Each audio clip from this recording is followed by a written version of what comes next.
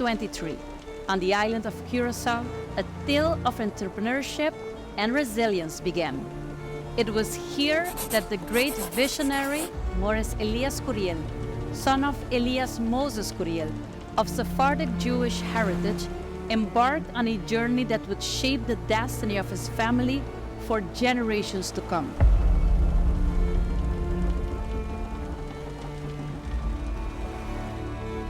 Transitioning into its sixth generation, the company is presently under the operation guidance of Mark Henriquez, the son of Raul Henriquez in loving memory. This company has encountered numerous challenges and undergone significant evolution over the years.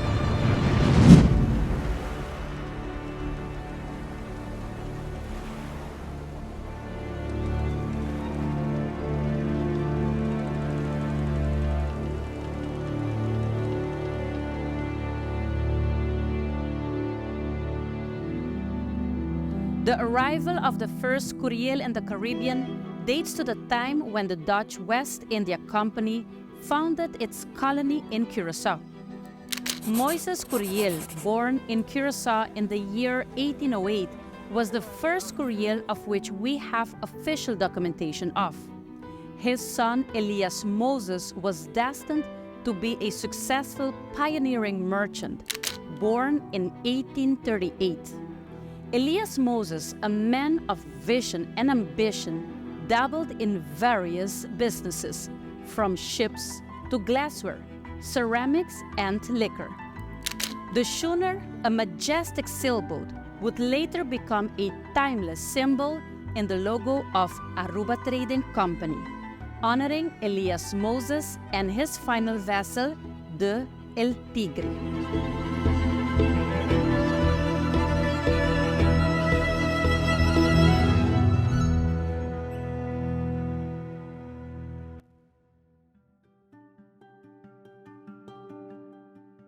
With an eye on the future and the well-being of his family and prosperity of his businesses, Elias Moses sent his son Maurice Elias abroad to pursue his studies when he was 11 years old.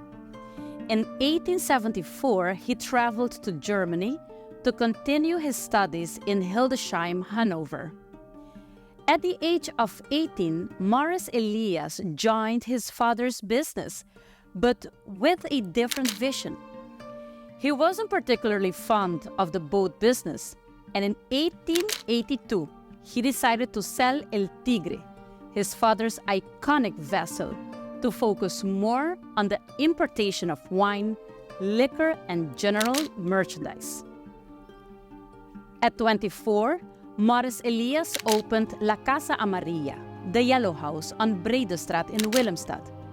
Yellow, symbolizing prosperity, would become the hallmark of Aruba Trading Company. The 1920s were challenging for Aruba due to the aftermath of World War I. Maurice Elias took a calculated risk and ventured into the island of Aruba, setting up a small shop on Steenweg in Oranjestad in partnership with the Aruban merchant Willem Frederik Frits Krane, who assumed the role of director in 1923. The shop served as a commercial establishment with a branch of Curiel's Bank. The banking operation was warmly received and enjoyed popularity among the community. Today, the residents of Aruba continue to benefit from these banking services. In 1928, Maurice Curiel embarked on a business and leisure trip that concluded with mixed feelings of joy and sorrow. On this trip, he successfully secured the legendary contract, becoming the exclusive agency of the John Walker & Sons Limited Company. However, during this journey, his wife Abigail Curiel passed away. 1 year later, on March 1st, 1929, Maurice Elias passed away in The Hague, leaving a legacy in the business history of Curaçao, Aruba, and Venezuela.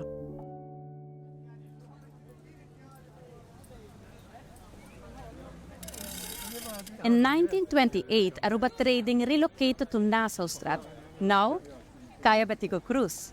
In that same building, a significant moment unfolded in 1931 when director Willem Krane sought permission for an electric soda fountain, marking the birth of Aruba's first ice cream parlor, which gained significant popularity within the community in the 1950s. In line with the historical development of Aruba, the company underwent a generational and business transformation following the passing of the entrepreneur Maurice Curiel.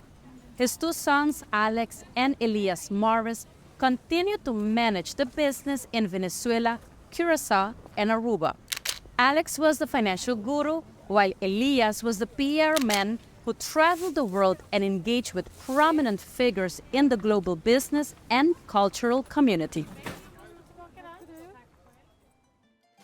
On May 13, 1933, Elias Morris, along with Willem Krane, submitted a formal request to Governor Bartholomeus van Slobbe to obtain the permission for the establishment of a limited company with the name Aruba Handel Maatschappij. Aruba Trading Company established a strong foundation for expansion and continued to provide services to the people of Aruba, ultimately becoming the first department store on our island. The company continued to expand and secured agencies for items such as Schaefer & Parker fountain pens, cigar lighters, the finest briar root tobacco pipes, and an extensive list of beverages.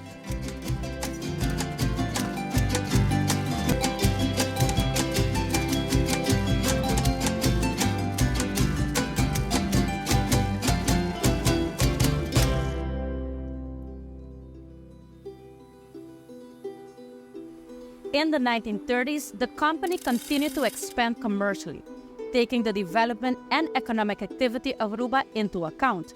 The economy of San Nicolas received a boost thanks to the Lago refinery. In the second half of the 1930s, a branch was opened in Lagoeg.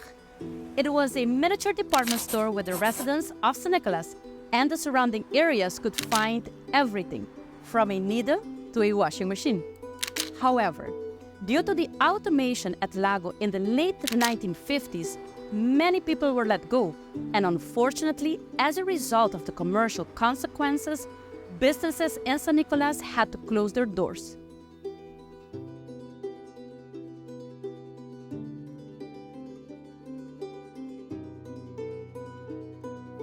In the 1930s, 40s, and 50s, Aruba's population was growing, and in tandem, so was its economy.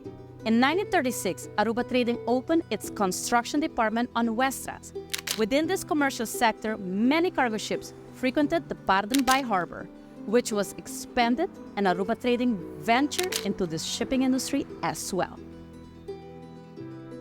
In 1952, the assistant managing director requested permission for land to enlarge the warehouse.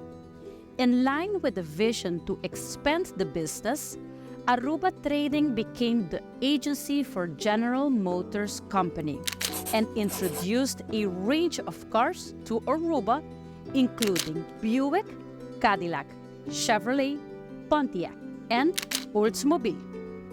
It was a thriving business, but by the end of the 1970s, the oil crisis emerged, leading to a significant decline in the sales of large American cars.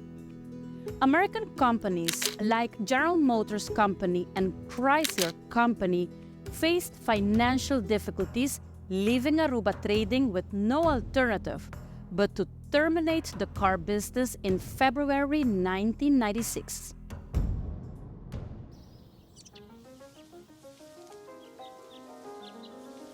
The tourist rate of the 1960s made its entrance in Aruba with the opening of the first high-rise hotel in Palm Beach. Another opportunity arose for Aruba Trading. A new department named El Globo was established next to the retail store on Nassaustraat. This is where souvenir items were offered, including the famous Delfts Blauw. In the early 1970s, the need for changes and expansions arose once more. The office relocated to Westrat, while the space of El Globo was used to build a larger department store. Duty-free store was opened at Queen Beatrix International Airport and operated for several years.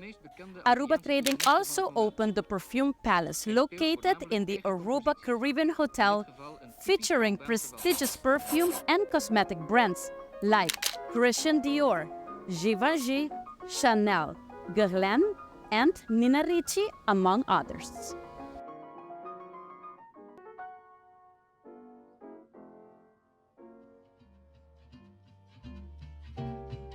On October 5, 1980, the decision was made to demolish the building on Nassaustraat and build a new three-story department store, making it the first building in Aruba to feature an escalator.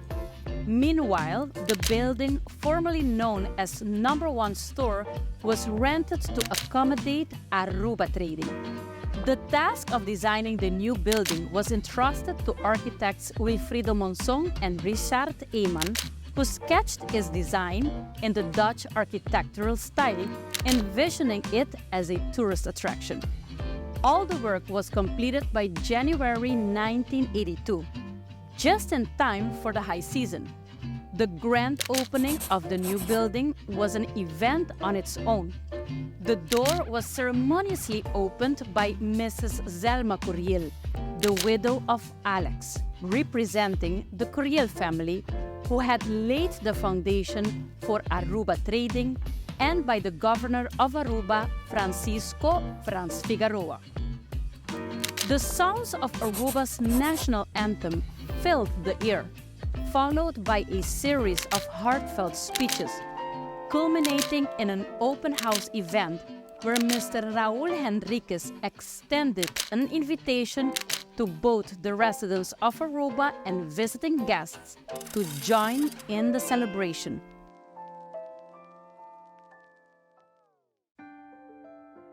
Raul Cohen Henriquez, born on December 11, 1955, was the son of Ina Curiel and Ernest Henriquez, and the grandson of Alex Curiel. Raul got involved in the family business from a very young age. In August 1981, he traveled to Aruba to help oversee the final phase of the department store's construction. In 1986, managing directors Leo Kiperi and Manuel Portuondo retired, and Raul Henriquez, along with Andrew Barbour, assumed the position of general managing director. During the recession and the uncertain times Aruba was experiencing, Raul, driven by his vision, identified a new avenue for growth and business reinvention in another sector, particularly in the local beverage bottling industry. In 1986, a pilot project commenced at Aruba Trading, involving the bottling of whiskey under the name Scotties and rum under the name Ron Tropical. In the years leading up to 2010, Aruba Trading underwent a retail store renovation and notably expanded its wholesale activities in the beverage sector. After many attempts and investment in the downsized retail store situated on the main street, the challenges remained formidable. Unfortunately, in 2014, the company decided to close the retail section and concentrate on the wholesale department and bottling plant. In 2010, Ina Curiel's son, Raul, and his brother Andre took over their cousin's shares in Aruba Trading, allowing them to carry on the legacy of Maurice Curiel's vision. That same year, Raul and Andre took the step to formalize the bottling plant and establish the branch of Aruba Trading Company under the name West Street Liquor Company.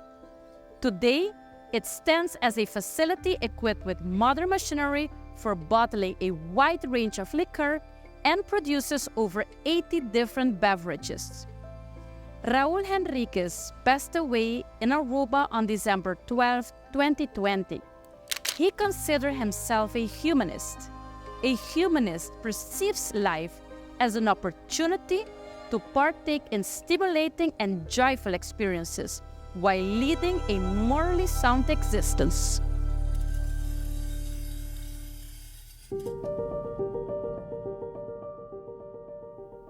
Today, Aruba Trading Company boasts a dynamic, qualified, and youthful management team.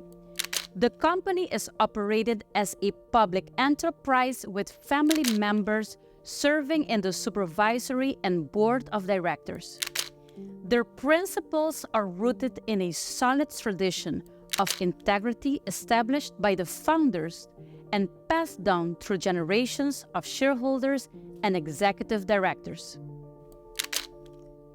The vision of Raúl Henriquez, the great-great-grandson of the visionary Maurice Curiel, is now bearing fruit, and his baby, the bottling plant, is establishing brands like Morrison Whiskey, Ron Tropical, and Fukyu Vodka, each of which has gained widespread acclaim.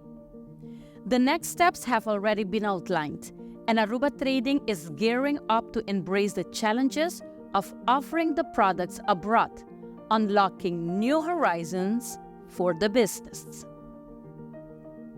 The sailing ship, a symbol of Aruba Trading, has navigated the seas for a century, braving both tranquil waters and turbulent waves, encountering periods of serene calm, fierce storms, and raging tempests, each threatening to cast it adrift.